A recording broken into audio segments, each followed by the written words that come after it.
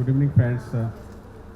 Um, it's a great privilege to have Professor Sukumar Muralidharan to talk about his book Freedom, Civility, Commerce. This is the book talk which we have been organizing very regularly in the library. The idea of the book talk is that in the library setting and with a small audience where we can have more intensive discussion and interaction about the book and the book subject, okay, rather than a very large audience where very few people have chance to ask questions or even talk about the book. Okay, so with that idea we had started this series of the book talk in the library. So I am very happy that we have Professor Muralidharan to talk about his book. And this is, I think, the first time that we are discussing on this subject on media, basically. So I had a chance to glance through the book, and I think it's very interesting. Firstly, that I understand a lot of experience, his own personal experience has been, written about here. But I also see that a lot of research data is available about the media and various aspects of media. So I have very limited knowledge about the subject itself. So, so I welcome the author and I also welcome the dean with us and who has been very kind. I think he's been attending almost all the authors talk here and giving his valuable inputs about the subject. So welcome you all again, and with that I hand over mic to the author to talk about his book.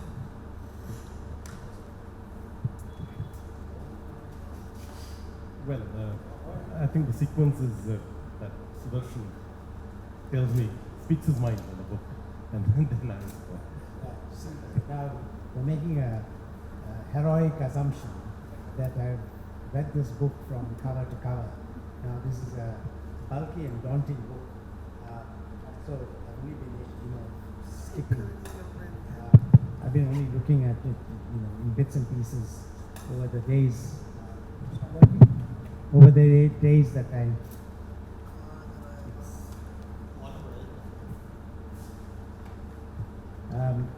had the copy. Okay, so I first start off by saying that many books have on the back cover a blur that kind of generally intended for marketing purposes. But I draw your attention to the back cover of this book because what it says at the back is an honest assessment of the book itself. So it says this is among the most comprehensive studies of the media published in recent times. That's true. It traverses the domain from philosophical foundations of free speech to theories of and the practice of journalism, and from the early years of the print media to television, the internet, and social media. That's true. Refers to judicial precedent and social conventions on the limits of free speech, examined over a large geographical canvas, an extended historical frame. That's true. It focuses on the impact of recent years of neoliberalism and so on. So, and then seminal debates since the Enlightenment are dealt with the trajectories of African times. So, all of this is an accurate statement of what the book is. So it's a bit difficult to classify. Is it a book by a journalist? Clearly, journalists for the most part will not write a book like this. You could say it's a book by a political theorist. That would be closer to its contents. I can't put it in my mouth. So they all hear me, don't. Yeah, it's a small book. So this, this is a. It's largely about free speech, because and then from free speech, it discusses what Murali has a lot of experience with, which is the world of journalism. So it's not simply a description of free speech as, a constitutional or a fundamental right. It's about the importance of free speech in a liberal democracy. It's about the role free speech plays in the realization of justice in a society. So it has a discussion of Kant. It has a discussion of the categorical imperative.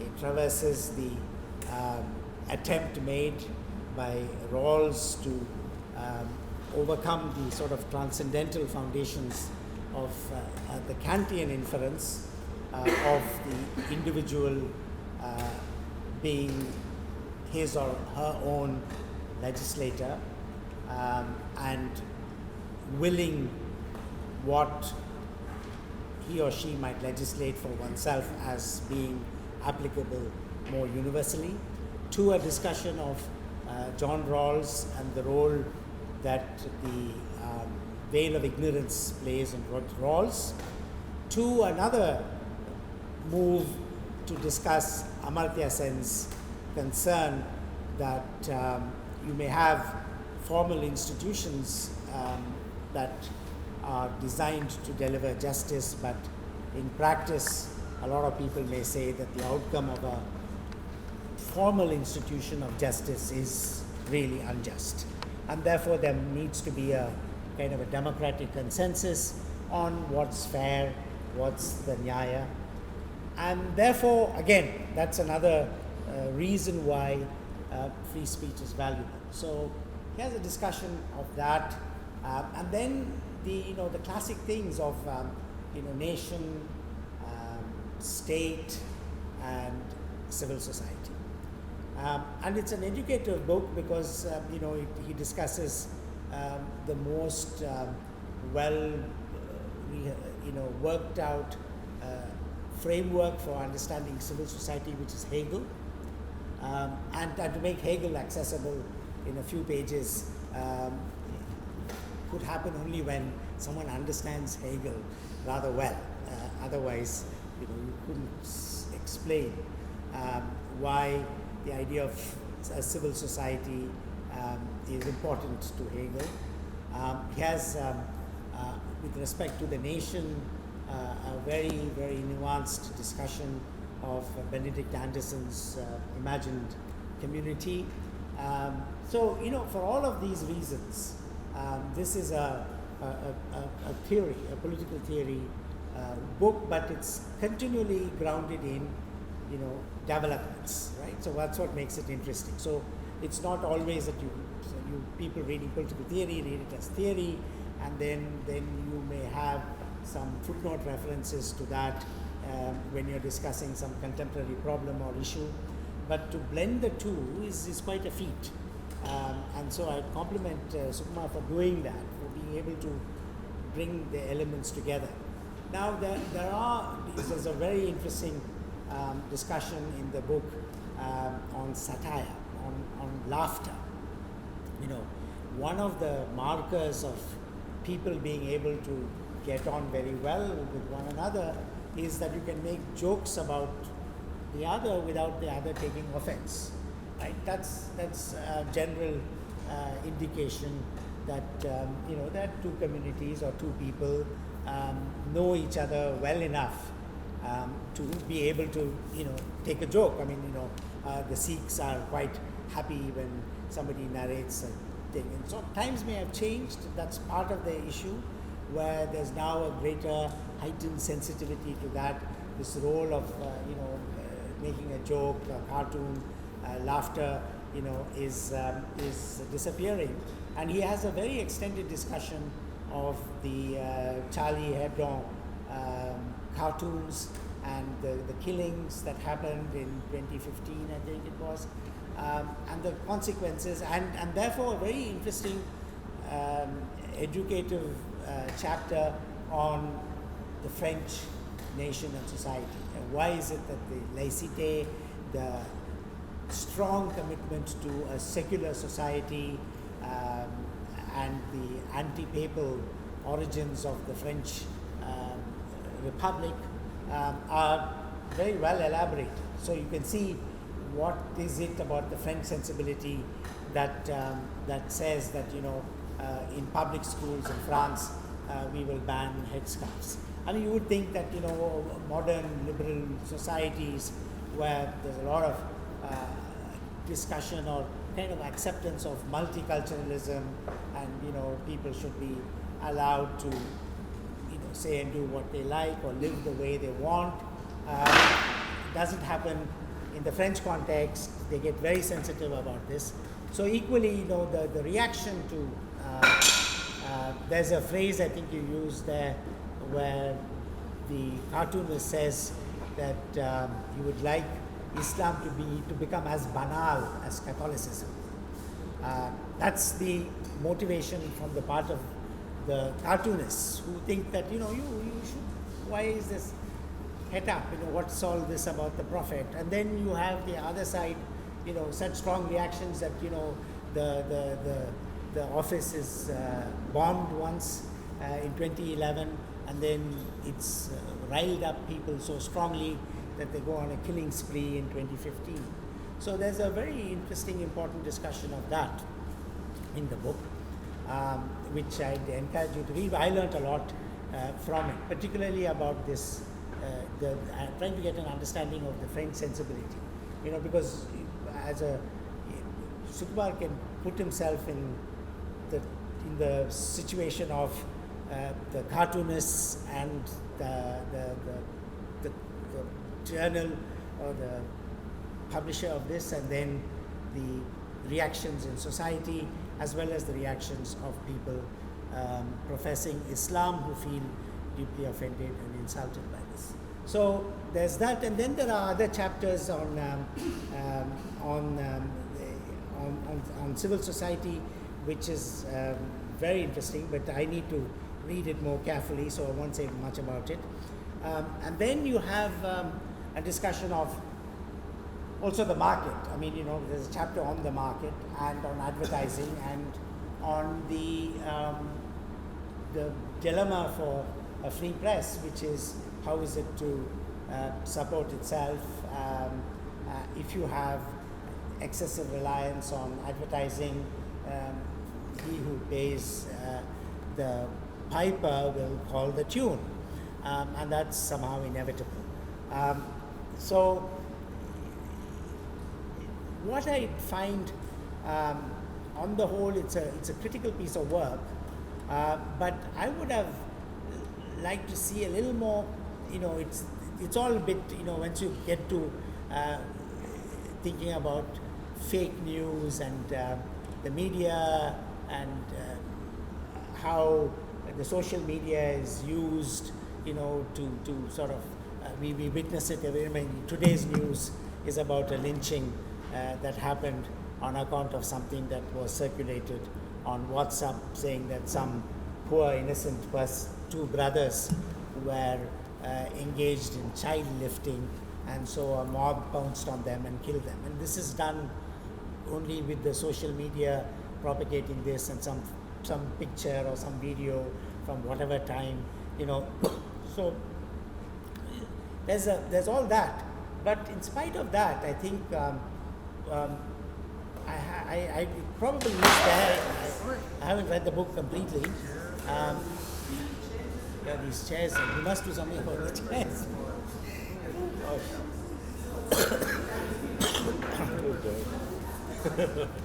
It fell apart. Is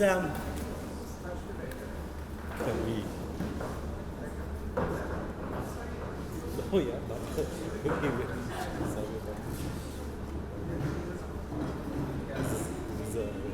Is the third really chairs? chairs. Those also much better. Swap. be careful. There's a Steve. better one there. No. In terms of what maybe it's there, but I'll make this comment. And is that I I didn't find a discussion of what you might call investigative journalism. I mean, so you see, all said and done, for all this current situation we are in, where else can, civil society turn to? All of the public interest litigation in this country begins with journalists uncovering something, right? So there was a story from Bihar on how some prisoners were blinded, and this story was picked up by Kapila Hingorani and brought to the Supreme Court. And then Sheila Barse did a series of stories in the Indian Express on the plight of children in the carpet weaving belt of Badohi, Mirzapur, the gem factories in Jaipur. These stories then enabled her herself to be a petitioner in a series of cases, in the Supreme Court on children, and especially children in jails. So journalists have played a big part in that. And now I think Rajdeep would endorse this, the use of the right to information. To somehow that law has been used. So I don't find in your subject index right to information, PIL, investigative journalism. These are the sort of brighter parts of it, in spite of all you open the paper today, open the paper in the last 20 days, you'll be hard pressed to find anything on Kashmir. I mean, never mind that Kashmir is locked down and closed and so on, but for the newspapers to sort of behave as if this doesn't exist as an issue of current and daily importance, that I open the paper to see, is there anything on Kashmir? So you can write and say, there's nothing on Kashmir today. It still continues in that way. That itself is important.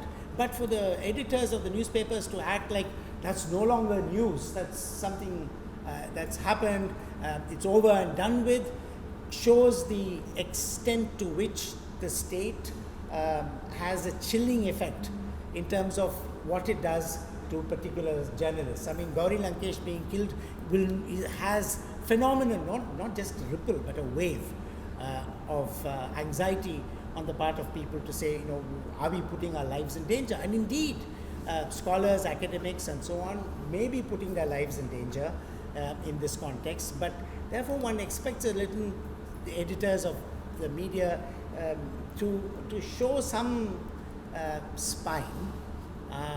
Sukumar has an analysis of why that's so difficult to come by and so on, but nonetheless, I mean, around the world one would expect that, he has a discussion of why it is the fourth estate, and why that may be claiming too much for the media. Nonetheless, so this part, I've always admired our media for somehow, even a small story that appears thanks to the court opening up public interest litigation, somebody can file the thing, it's there, there's some quest for justice, and there's no other way it could have happened. So, Upendra Bakshi doesn't like the phrase public interest litigation. He calls it social action because it is social action for the most part initiated by journalists. Okay, so I would like to have, so on the whole, reading this book or skimming through it as I've done leaves you a little low. And I think these are times when we're desperately looking for something that would be a little more uplifting. Yeah, thanks. Thank you.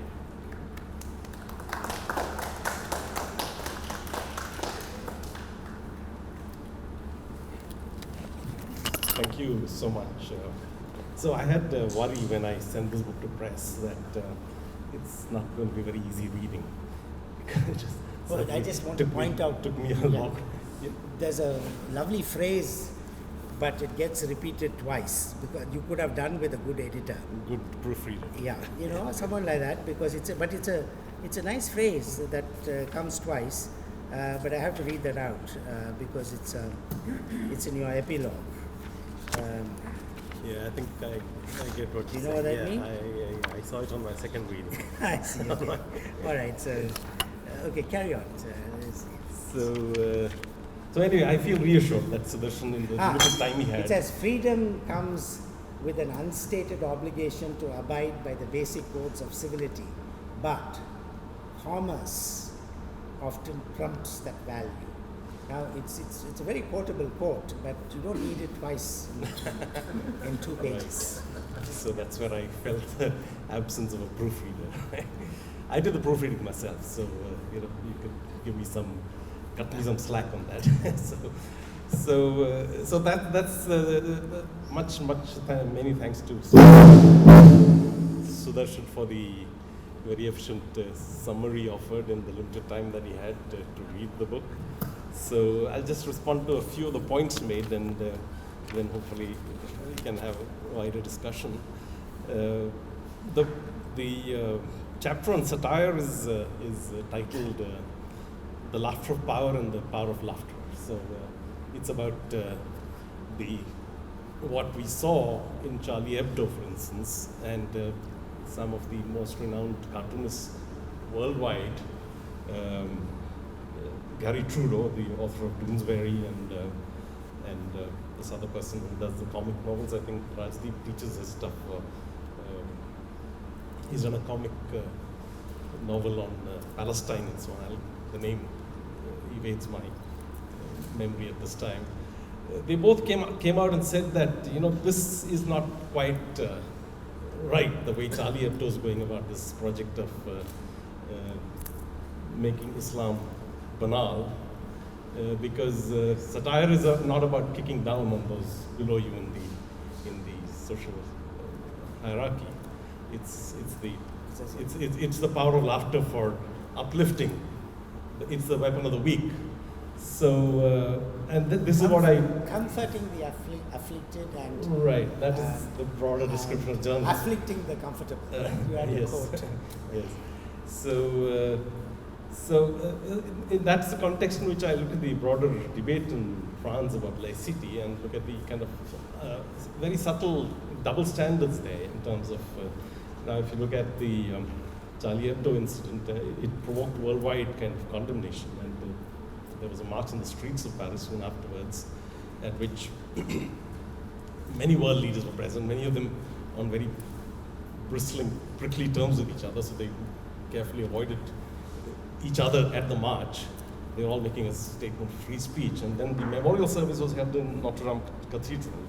Unfortunately now it has been reduced to burnt out shell, but that is a symbol of French Catholicism. So an atheistic publication which has suffered this kind of terrorist attack being commemorated in the kind of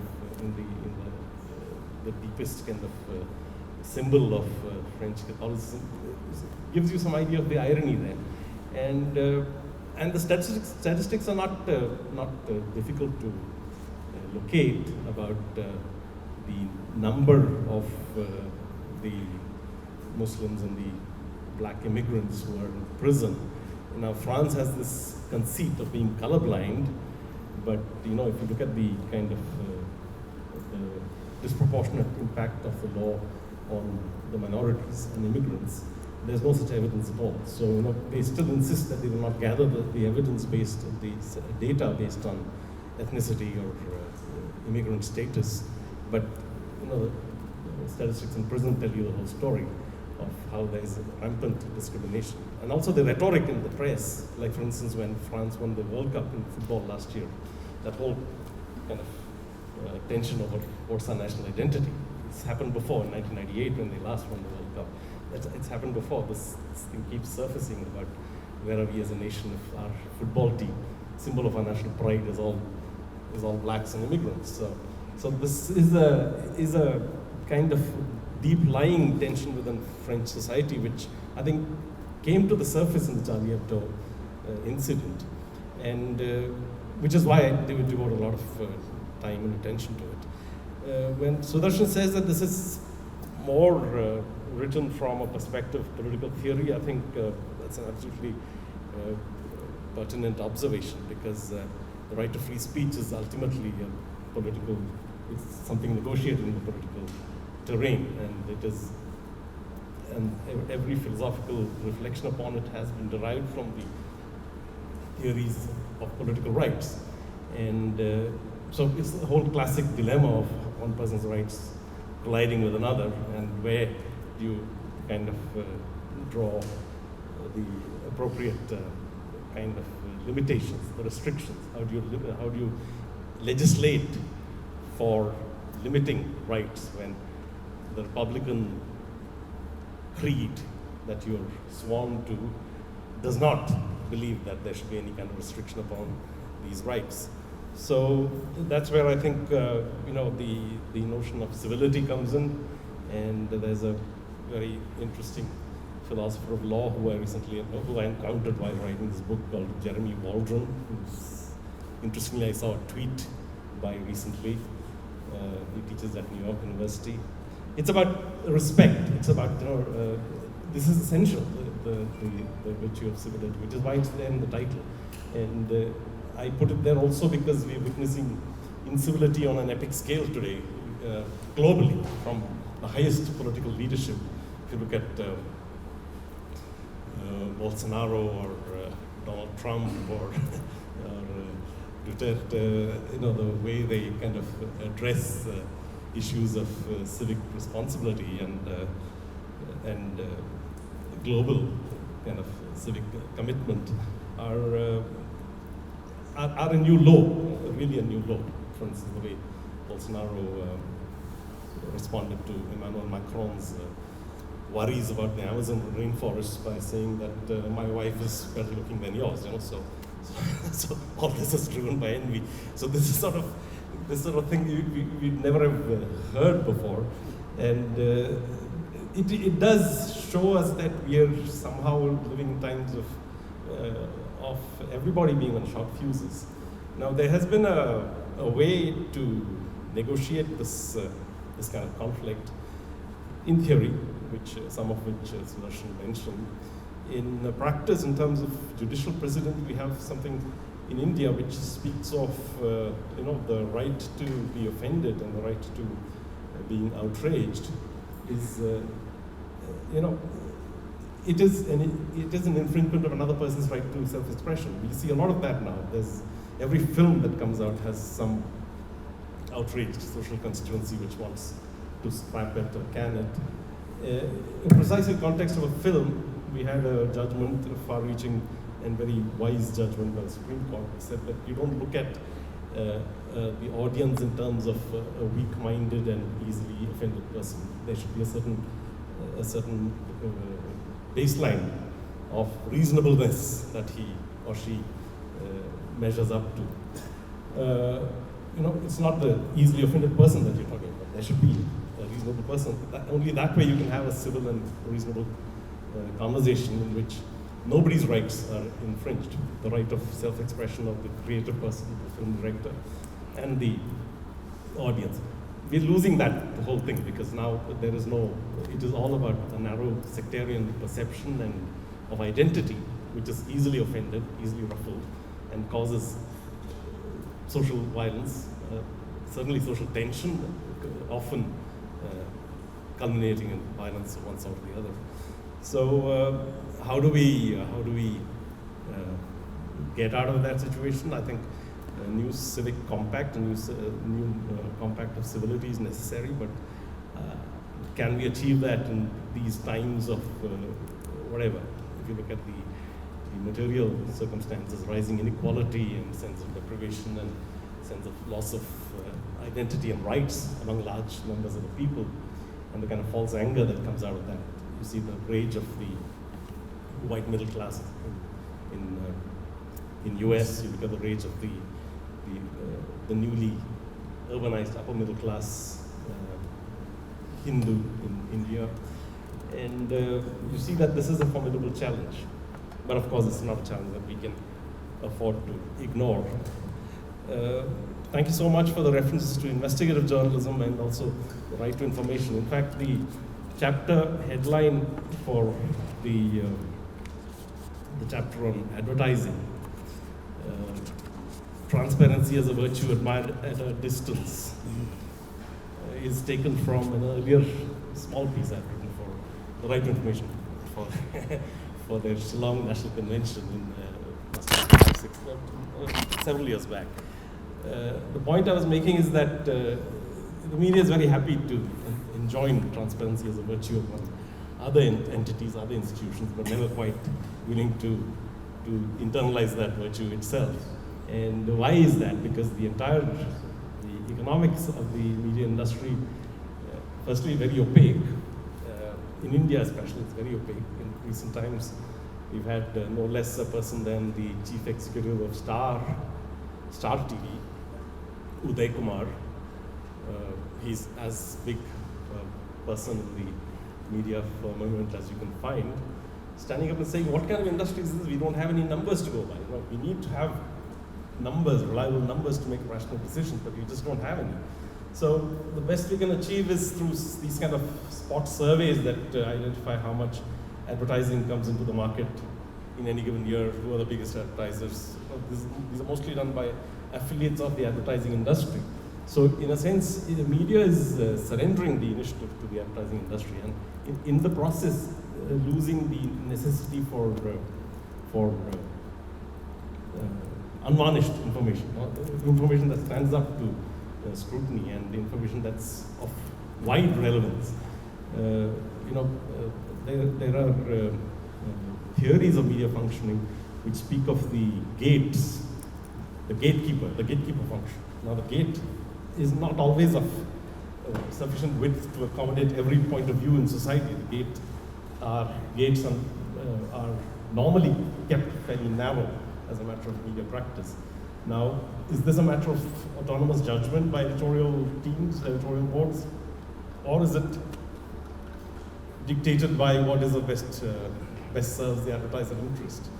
Now, increasingly in the last 20 years, this is a matter of great concern. It's been spoken about by the American Society of Newspaper Editors, although our editors have been fairly quiescent on that for reasons I cannot understand. They cannot get their collective act together. In the US, the American Society of Newspaper Editors saw this kind of tendency for advertisers to dictate the kind of context in which they want their ads to be placed. Now, Johnson & Johnson, now in the news for paying out record for damages for opioid deaths, would specify that we don't want the context in which there's kind of some references to violence or poverty or those sort of things. We want a happy context. We place the ad there, we get a better fraction for the ad. Chrysler has done the same thing, that we will not place our ads in any context in which there's overt sexuality or anything. And the classic case study here is, of course, the manner in which the tobacco industry managed to suppress news about the harmful effects of smoking from the newspapers for years and years together. So that's the key question there, like that is information being suppressed, when it should be reported, and secondly, the question of is information being reported when it shouldn't be. There is the fake news question. There's a lot of that happening. So what is driving this? There is a commercial capitalism in the period, the current period of social media. We are becoming less and less able to understand what that is. At the best of times in India, because of the opaqueness of the industry, we couldn't quite identify. And there were quite open, blatant efforts made to commercialize news content, which I referred to here. One notable instance was what's called private treaties, whereby newspapers buy the equity in mid-cap companies. I think Suruchi teaches this as part of her course in Media Society.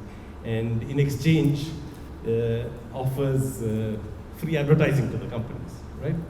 And when the share values rise sufficiently, they cash in on their equity. I mean, they get the equity, they don't buy it. They get the equity and they offer free advertising. When the share values rise, they cash in and make their profit. Now, for an average stock market investor, it's obviously relevant to know that the newspaper that he's getting his information from before he goes out and invests his money is doing this out of practice, but this remained kind of concealed. And there was a commitment that they would of full disclosure to begin with, that they would disclose where advertisements were featured as part of this private treaty, but that didn't last for long. Maybe the first week or two it was observed, and then it was allowed to lapse. So, so this is really the question of media opacity that we need to address. And Say a bit about the Cobra sting. right, That's the Go- go- bankruptcy of ethics. Cobra, I have. It came out right at the last stage of writing this book, so I put it into the epilogue. I thought it was too important to miss out on. Now, this is of course something that a lot of people have conflicting reactions to. It's about the ethics of undercover reporting. You can't go to a person and pretend to be something you're not with a hidden camera and kind of wheedle out information from him. Now, the best construct you can place on that in terms of the ethics is that if there's very strong public interest involved, yes, you can say it is warranted. And there's no other way of getting that information out, right? So we are in a situation in which you have newspaper balance sheets, media organizations' balance sheets are completely opaque. You don't know roughly what their total turnover, what's the percentage they earn through advertising, and what's the percentage through subscriptions. And there are various other worries about the transparency factor. So in that context, if you go with a hidden camera and start kind of offering a very major ad bonanza to media companies, this is in 2018, elections are imminent in less than a year, just over a year, and they're offering very large advertisements to these media organizations in return for favorable editorial coverage for a particular kind of political slant. Now, and except for two Bengali newspapers who showed him the door, the rest seem to be very receptive to his overtures. They're saying, okay, let's talk about it. How much is there at offer? And some of them offer a caution saying that, okay, we can't really say that editorial coverage will be as positive as you want, because sometimes if the competition does stories along a different line, then we may be obliged to follow suit. We can't afford to overlook the compulsion of the competition, and so on. And of course, when it broke, this is the power of agenda setting that the media has. They just completely suppress the story. So except for a few websites. The courts made it. The The courts courts. played a lot, yeah. Except for a few websites which kind of persist to cover it, and great kind of courage, commitment. The Wire is one, Scroll is another. It was just completely suppressed from the Indian Express, I think, did a half-page story, which I'm sure is because of the persistence of that journalist involved, whose name I recognize. He's a person who does a lot of very hardcore reporting and is a very committed person. And they must have said, okay, let's get this off our heads. Let's do a half-page story. get it over with. So that's how it is. Well, they set the agenda, and they also have a completely opaque kind of mode of organization. So you need to enforce some standards to realize the kind of the quality of the public discourse that these people are promoting. So otherwise we risk serious damage to that the quality of the public discourse. We risk, in fact, growing kind of rapid plunge into greater incivility, and probably at some point beyond reversal. So these are the kind of concerns that led me to write this book. Now, this question about why is there no bright spot in your book, that was also asked me by Professor Goldstein at the event organized by our school. And I said, no, there are ample reasons to get to feel optimistic. There are interesting experiments going on. The web offers a lot of experiments. Now, at this time, the public discussion is dominated by the problem of fake news of the web and the kind of baneful uses that social media are being put to in terms of propagating very, very kind of sectarian political agendas. But there's a lot of good stuff also coming up there, and the challenge now, I think, is to look at how we can ensure that this, the Grisham's law in the world of information, that the bad stuff drives out the good, gets reversed. This is exactly the opposite of the outcome, very happy outcome that John Stuart Mill and others predicted in the 19th century. Free speech should be an untrammeled right, because you have greater volumes of speech coming to the market. The marketplace will decide what is best, and that will rise to the surface. Whatever is in error, whatever is the junk information, just sink. But we're having exactly the opposite outcome today. But I'm still hopeful that there will be a reversal of that. And I'll just conclude by saying that you refer to the point about the Fourth Estate. See, the Fourth Estate was never an autonomous estate. The Fourth Estate was always integrated with some other. In the classical French and British organization society, those three estates. So the Fourth Estate was the vehicle for advancing the Third Estate interests. Now that was the key revolutionary force of the 17th and 18th centuries, which transformed the politics of that period. So I think that certainly that Fourth Estate role today, in conjunction with the people who are actually struggling for change, can play a role. It's not by any means an easy path ahead, but we can't afford to give in to gloom, can we? Right? So I hope that has given you sufficient room for optimism. Thank you so much for your patience.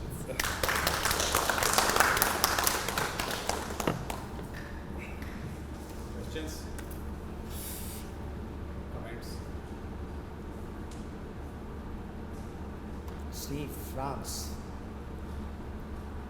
Well, from what I've heard and what I've been able to glance at, this is an excellent and timely book. And your epilogue needs an epilogue, of course, because what's going on right now, as Sudarshan pointed out, is another tragic story of the Indian media. Muzzled in one place and pushed to give a narrative that the government wants, and outside of Kashmir. That's another epilogue, of course, that needs to come out with equally scandalous things as the ones that you mentioned in your current epilogue. I've been, as I was hearing you allude to the Charlie Hebdo, and the whole chapter I want to read carefully on that topic. It raises a number of issues in the human rights community that led to some reflection on the relationship between freedom of expression, freedom of religion, and blasphemy.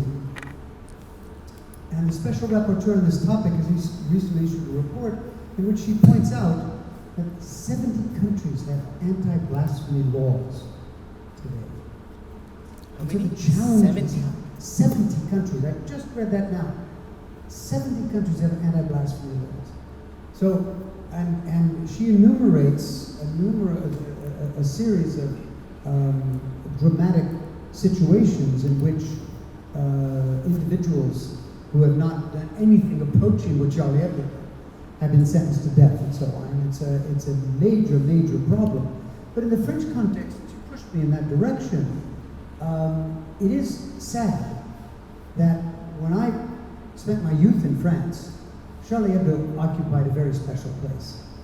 It was a place where, as part of the French concept of the secular state, this was a zone where absolutely no holes were barred. And when those pictures came out of the Prophet, peace be upon him, and the outrage occurred, the blasphemy accusations occurred, and then of course the tragic events of 2015, I couldn't help remember, and I won't be able to tell this story here, even among friends here, of some things that I recall when the Pope died of a cartoon was the most outrageous, disgusting, horrendous depiction of a venerated figure for the religion of most of the population of that particular country. That was what would I say, on a scale of 1,000 or maybe 10,000 times worse than any depiction of the Prophet in Charlie Hebdo. I'll tell you privately what it said. I even have a copy of it. So this was part of a tradition. Even if you were believing Catholics, there was a space where you let people do what they want. It's all now questioned with the Danish cartoons and so on, launched us on this reflection. And the UN human rights community has been grappling with this. Because obviously you have a majority or scores of Muslim countries, the International Islamic Conference, that is particularly concerned about what Islamic law has to say about blasphemy. And so we are contending with this issue that is changing the landscape. But in the Indian context, it's quite different. And that's why I think this is such an outstanding contribution to the literature on it. So I guess that's the main point that I wanted to raise, is that I hadn't realized until I glanced at the Special Rapporteur's just out report that we are contending with 70 countries that have anti-blasphemy laws.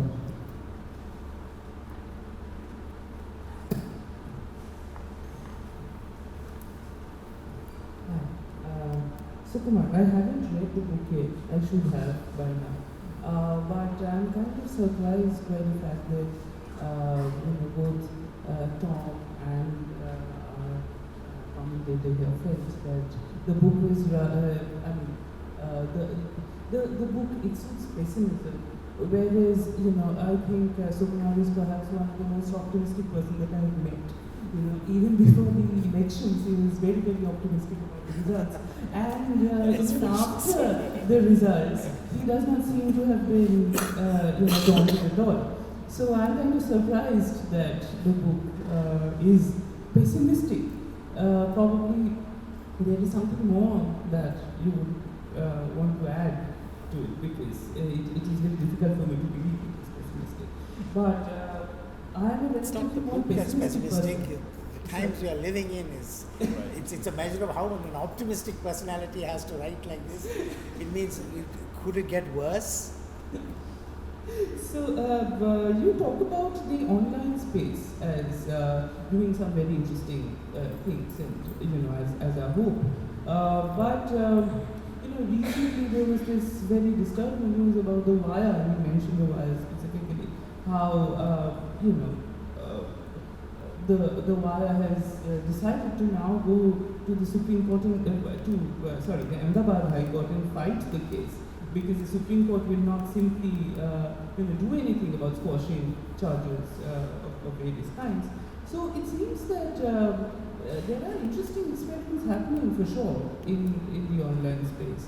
But unless the judiciary comes to protect citizens' rights, what hopes do we really have? Because you also mentioned that the fourth estate during the revolutionary period in France was supposed to ally with the third estate. Right?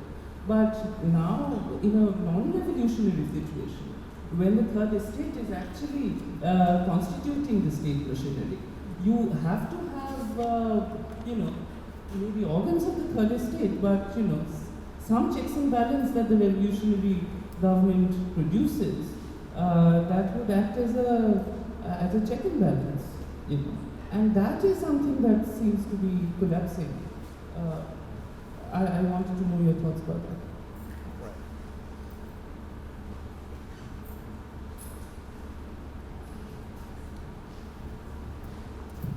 Thank you very much for your presentation. Again, like when you, I've not read the book, but I had a question regarding to what you raised on agenda setting, which is on agenda setting, by me, which is very well known. But currently, I think there seems to be a very interesting relationship between this online and offline, print, which is, if you look at a bunch of newspapers on any given day, it almost looks homogeneous. So I try to look at Express, Times of India, Hindu, and some Telugu newspapers, which I can read, and some glance at say Marathi, once in a while. And it's like I am reading translations, of the same thing. And all of them seem to be doing this response to what was trending yesterday on Twitter. So I'm curious, how in a way, if you can elaborate a little bit more on this online offline relationship in the larger media space. I'm not sure if it is covered, but I think that is something I would like to know. Thank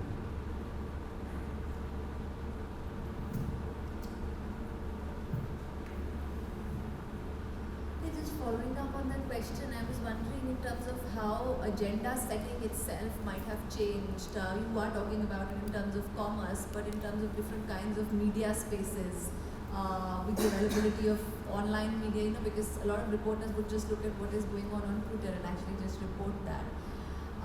That's one thing. And the other thing, I have not read the book, but there was a discussion of satire in the book. So I was wondering what the role of humor today is in the press today, because earlier you had cartoons, you had a whole lot of space for using humor to criticize, to attack those who were in power, but that's increasingly getting lost. So what do you think about that? Ambedkar cartoons. Ambedkar cartoons. New York Times discontinued the editorial cartoon now recently. Has? I have a discussion regarding what we have discussed earlier. So I think the whole philosophy picks around that whether we are comfortable with the idea of influence choices versus informed choices, and we are somewhere not able to understand the differentiation between this. Now, between that, there is also a question. I have read few chapters or initial chapters of your book. I somehow feel that the book talks that media per se, or journalism per se, is not part of the market. Whereas what happens is that the moment you consider something not being part of the market, you are falling very idealistic or very liberal philosophy, and suddenly there is a onslaught of capitalism on it, and you are not able to fend for yourself. And then you try to, because similar kind of phenomena happened during, I think, Indira Gandhi's emergency thing, and papers were ready to leave that space, okay, rather than writing something, they were ready to leave that space, so they were using that advertising space for actually propagating there what they wanted to say. Now the similar kind of philosophy is not happening in newspapers, which is more or less because now journalism is also part of the capitalist market. It is not able to fend for itself without being outside by the, and that is certain kind of a conflict of interest where there is no written rules to it. So I wanted to know about this idea that, okay, if you talk about journalism, it has value, but it does not have a contract with the market. And John Stuart Mill precisely says that, okay, that there is always going to be an unwritten contract, and if unwritten contracts have this problem of sifting as per where the money goes, that remains a problem. So how we are going to come forward and solve this problem? Hello, sir. Sir, I'm a student of international affairs. So when you brought up the issue of what's happening in Kashmir, sir, I've had a question from a journalistic perspective, sir. So this has been an issue which has been very difficult for India so far to handle, and there's been a lot of international eyes on the same. So with respect to journalism, I don't believe in muzzling anybody's freedom of speech and expression, but as responsible journalism, until the situation cools down, do journalists have a moral responsibility to hold off on the grounds of, let's say, the larger national interest? Why I state so is that because today, even as something as small as, I believe, Pakistan was seen quoting the leader of the Congress party by saying that, Mr. Rahul Gandhi has stated this, and hence we see discordance within Indians and so on. So is there some sort of, I can't say moral responsibility, so some sort of responsibility to wait till the situation is cooled off on the part of the Congress? Thank you. Yeah, that's, we should go for the press council also at this time. I have a question. Yeah. Congratulations for writing this book. I'm talking about the media ethics, and in the age of social media,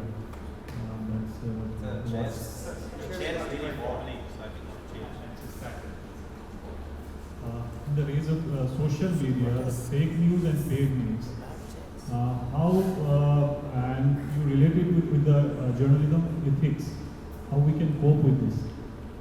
And he already given an example of the Kashmir. The international news is different, Indian news is different.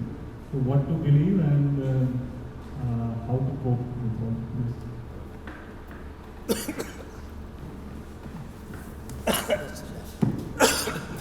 Okay. Last.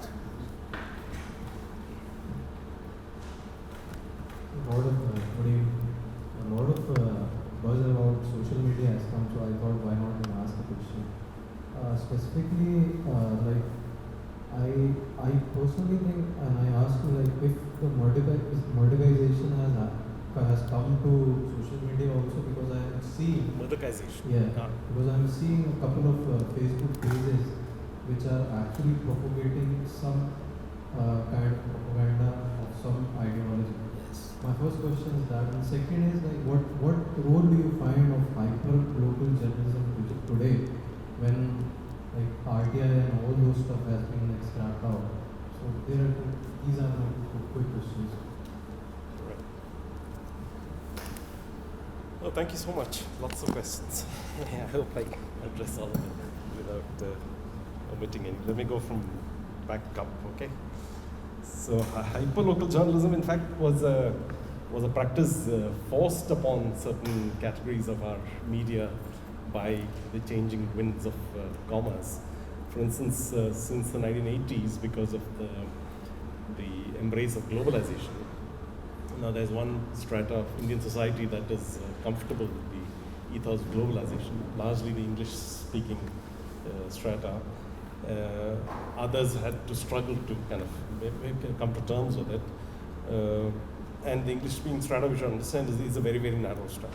Up there, it's like, the latest statistics, I think, are about, sometimes these figures are a little dodgy, but I think about 70, 80 million is the total English language readership, newspaper readership in this country. That can be a proxy for the number of English-speaking people in this country also. In comparison, total newspaper readership of 800 million or thereabouts, probably even more at this time. So, and they get most of the advertising. The big ticket advertisers, the big auto companies, for instance. BMW would not advertise now they would. There's a little bit of rural prosperity which you find now. But at one time they wouldn't have advertised in a Hindi newspaper or a Tamil or a Marathi newspaper. They advertise in the English newspaper.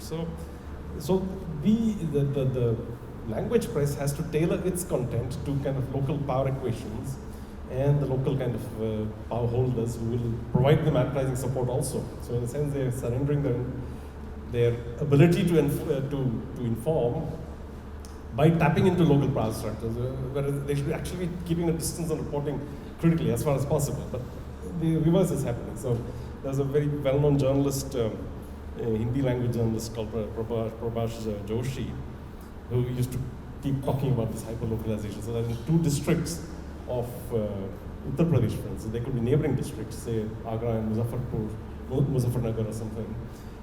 They get completely different news from there. It's the same newspaper, it could be the same Dainik Jagran in both districts. They get complete. Now that's a profit maximizing strategy for the newspaper, but does it create a basis for a share, the dialogue, a common kind of civic dialogue? That's one point we need to really pay attention to. Now, interestingly, some of the English newspapers also start hyper-local content. Like in very affluent neighborhoods, if they manage to tailor the content to local interests, they're assured of significant advertiser support. So where that goes, of course, I do believe that you need to have a large component of local news, but you always need to have the larger picture. You can't miss out on the larger picture, right? So murderization has come to social media. I don't exactly understand what you mean by murderization. That's in the sense of the open, naked kind of play for maximizing advertising. Is that what you mean by? Yeah. Well, the face of murderization in social media are Facebook and those social media platforms, which have somehow managed to create algorithms that allow for such a narrow micro-targeting of advertisements that they also create different universes of news for each user of Facebook. So again, you're kind of creating complete atomization of news consumers. In a newspaper, everybody sees the same thing, right? They might be catering to different social strata, but they see the same thing. Whoever buys, this Benedict Anderson, who you mentioned, Hegel spoke of the morning newspaper as the equivalent of the prayer ritual. The family gathers around the table and that's their bonding. So the morning newspaper, two people sitting in two different places, reading the same newspaper, seeing the same dateline, seeing the same content, they share the same information. So they are part of the same community. It's a kind of form of communion. So that's how Benedict Anderson builds this whole thing about imagined community and so on and so forth. One among the many elements there. So that the imagining of the community is now going through very significant changes. For one thing, it's separated from space and time. You are part of a Facebook community which could be, stretching all the way from Japan to Silicon Valley. Now, lots of Indians associate with the diaspora in the USA with their particular kind of political views. So we are part of that community. We don't want to be here. We don't want to be in this messy place. we associate with that. So you're creating a separation between space and time and the sense of community. It's not shared space and shared time anymore. It's like it's a different thing that you're sharing. Sanjay, the question of fake news and paid news, of course, is really, you've touched upon the basic issue that we're facing at this time. And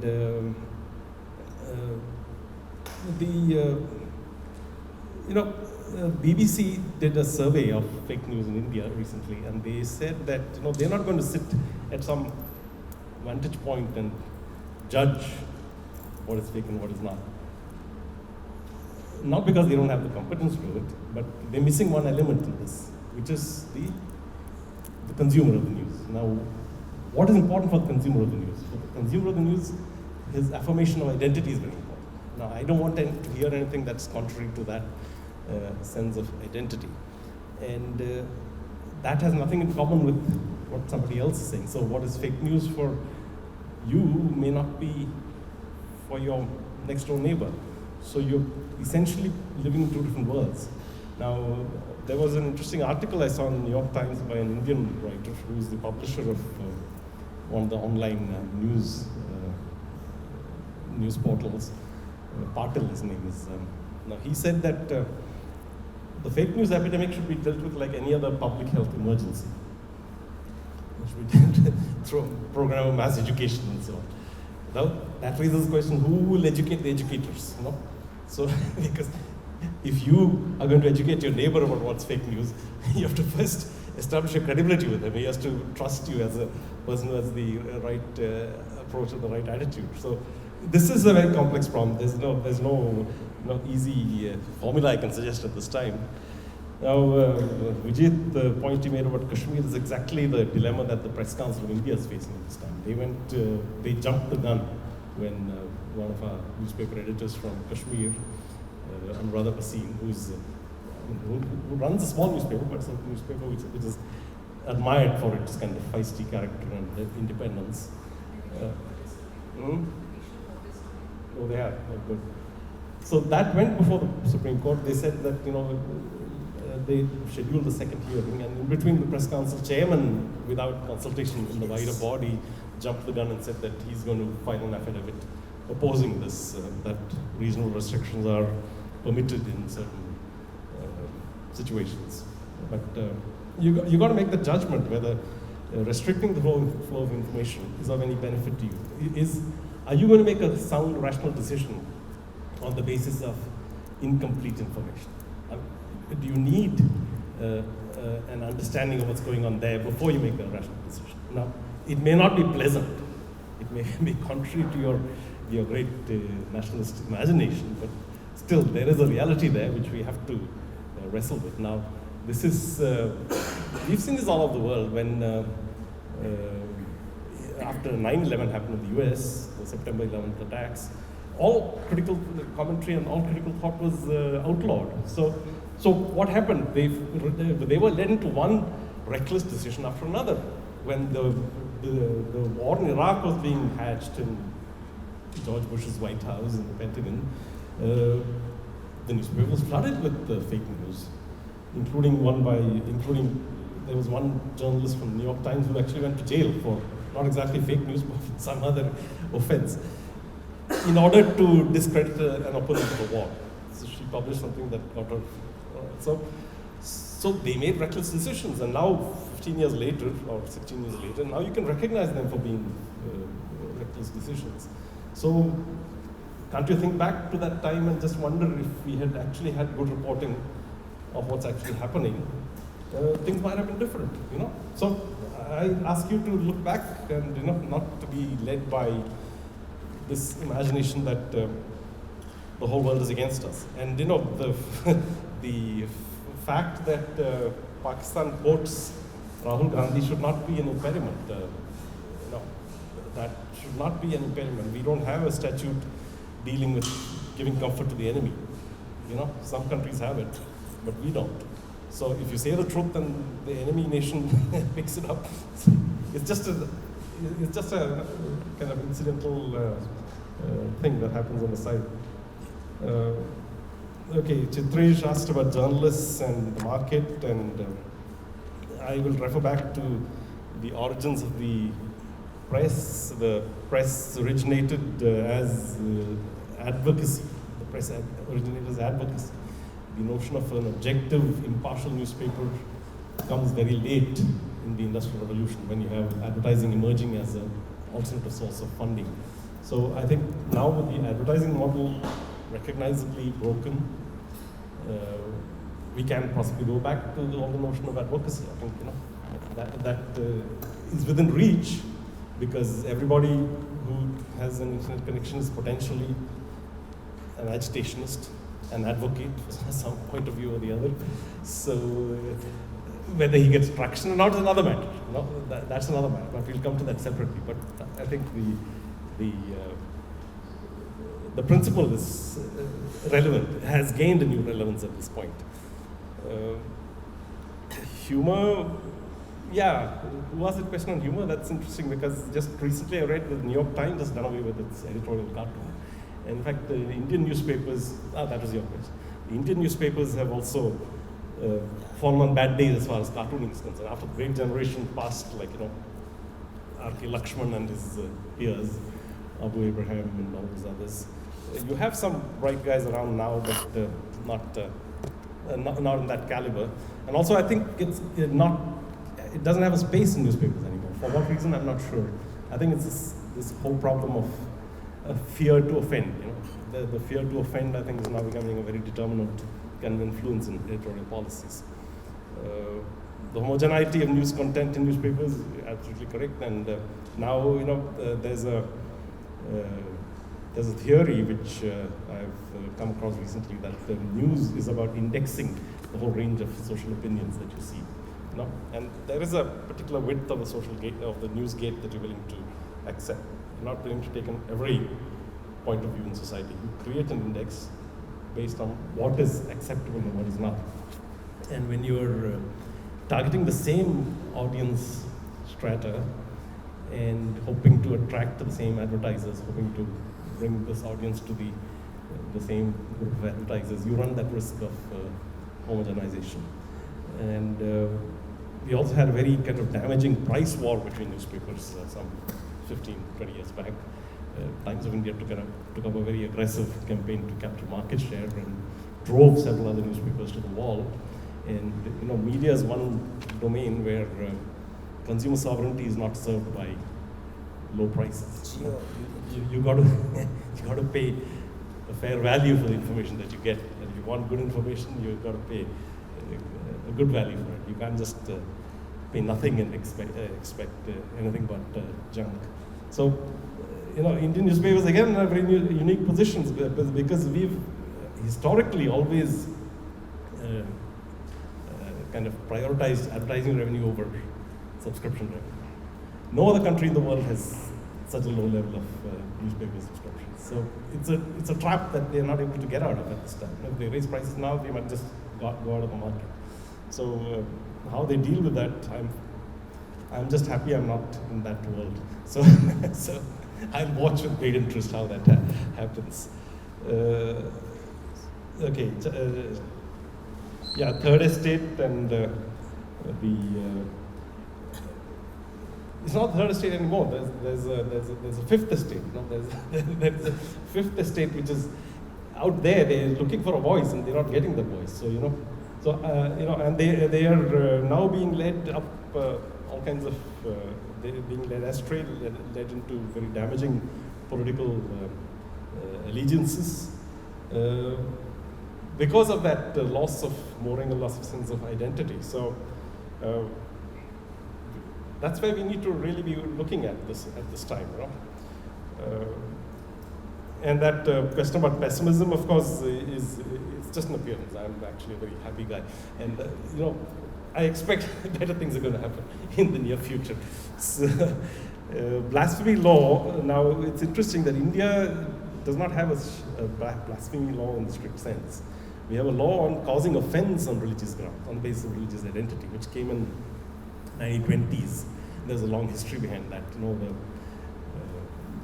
Rangila Rasool, when some Hindu kind of extremist published a very colorful pamphlet about Charlie Hebdo, about the Prophet, and he was attacked and killed.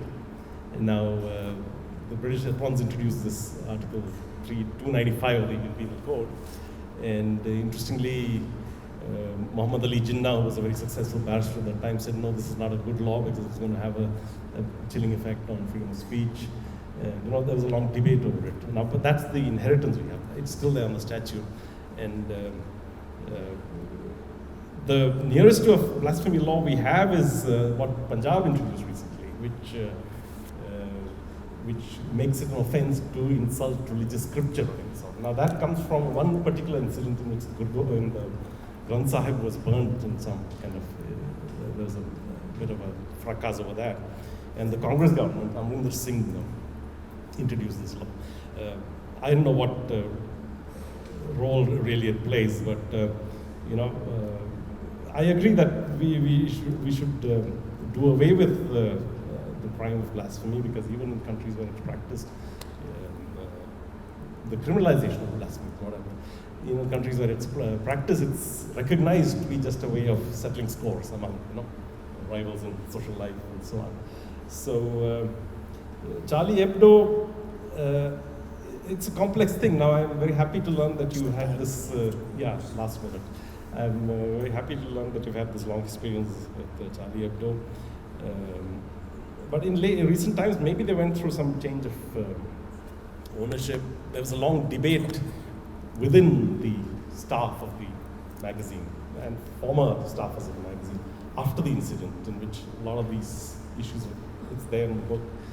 And people said that there is a problem, that it has become selective in its choice of targets, and that it's been extremely hostile towards vulnerable immigrant communities, and that this whole thing is being there's a gloss applied over this whole thing, which is the French policy of laicity, and this pretense of colorblindness, when the reality is very different. There is very visible and very manifest discrimination in society, which is just glossed over in this whole process. So thank you so much. I think we are right at the end of our time. So. This discussion reminded me of something that happened in my childhood. I was this is when the Apollo moon landing had happened, and I was and there's also the time when Tamil Nadu was very het up about Hindi. 69, wasn't it? So one senior cook in this wedding was saying, it's all American propaganda. That's Chandra Bhagavan. How can somebody go there? That's the heavens. So all this is propaganda. You must not believe it, says the senior cook. The younger man says, no, you see there are photographs. It is very much a hilly, mountainous sort of place, you know, like you see around you. The only difference is all the people there speak Hindi.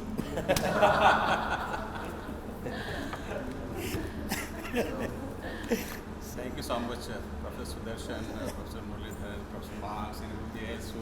Thank you to Mr. part of Chauhan the and very, Sanjay very for lively organizing discussion this. here. And so I request Professor Muralidharan to present a copy to the library formally. I think you already given a copy to us. I think a signed copy to Sanjay. I'll get one. This one I'm giving There to is you. one signed copy. Yeah, No, there is a signed copy. My copy was signed. No? Number of Here, library here. companies. There's one copy that is signed through the library. The copy that was given to that one. Yeah, you can sign the one. No, it's already signed. Okay. Maybe you can sign another one. Yeah, This is. So, hand it over to Sanjay formally. Sorry, Thank you. For- Thank you so much for the for record. organizing. Thank you. Thank you so much. We have a tea here. Please join us. Oh, sorry. I have to go. Thanks for organizing this.